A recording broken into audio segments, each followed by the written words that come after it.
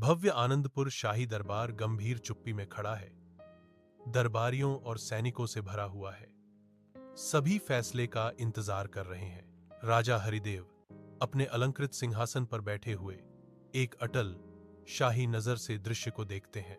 एक अकेला सिपाही जिस पर एक गंभीर चोरी का आरोप है को सामने लाया जाता है। उसका भाग्य खामोश हवा में भारी लटका हुआ है। दरबारियों के चेहरों पर गुस्सा और न्याय की एक कठोर अडिग मांग अंकित है। उनके भाव अडिग और कठोर आरोप की गंभीरता और आने वाले फैसले को दर्शाते हैं। भव्य शाही दरबार में एक खामोश प्रत्याशा छाई हुई है।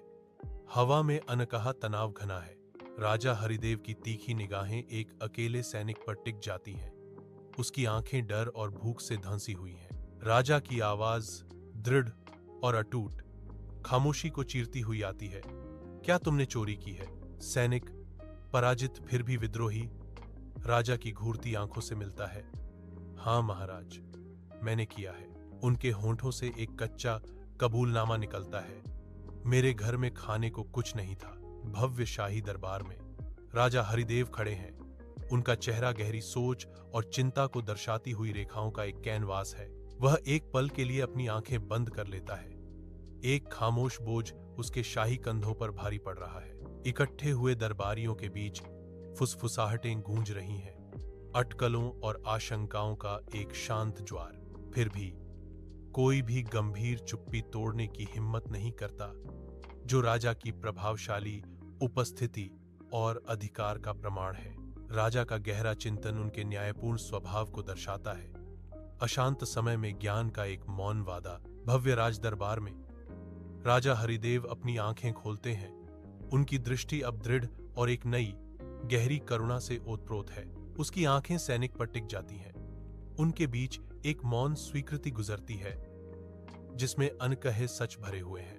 हरिदेव की आवाज, जो कभी कठोर थी, अब सैनिक को संबोधित करते हुए समझदारी का एक गहरा और अप्रत्याशित स्वर लिए हुए है। तुम्हारी गलती चोरी करना है, हरिदेव ने घोषणा की। उनकी आवाज शांत अदालत में गूंज रही थी। एक शक्तिशाली सत्य। और मेरी गलती यह है कि मेरे राज्य में कोई भूखा है, वह कहते हैं। उनके शब्द अपनी विफलता की एक स्पष्ट स्वीकारोक्ति है। सैनिक की आंखों में आंसू भर आते हैं। ऐसी अप्रत्याशित दया के सामने भावनाओं का एक कच्चा और मार्मिक प्रदर्शन। राजा हरिदेव द्वारा हाथ बढ़ाने पर महल का आंगन सूरज की रोशनी में चमक उठता है। यह दया और शक्ति का प्रतीक है। कृतज्ञता से अभिभूत होकर सिपाही गहरे झुकता है। उसका चेहरा विनम्रता और राहत से भरा हुआ है। राजा हरिदेव धीरे से सैनिक को उठाते हैं। उनका स्पर्श क्षमा और नई आशा का प्रतीक है। वह सैनिक के कंधे पर एक आश्वस्त करने वाला हाथ रखता है। उसकी आवाज अधिकार के साथ गूंजती है। मैं तुम्हें माफ करता हूं। आपके परिवार के लिए काम और अनाज की व्यवस्था की जाएगी।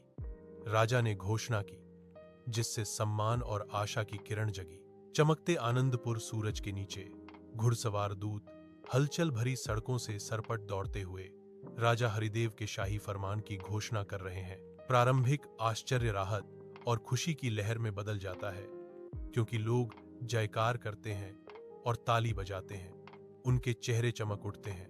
गलियां एक उत्सव के दृश्य में बदल जाती हैं। हंसी गूंजती है।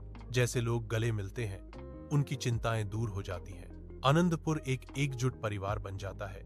एक ऐसा स्वर्ग जहां हर कोई लाड़ प्यार और सुरक्षित महसूस करता है। राजा हरिदेव का नाम श्रद्धा से फुसफुसाया जाता है।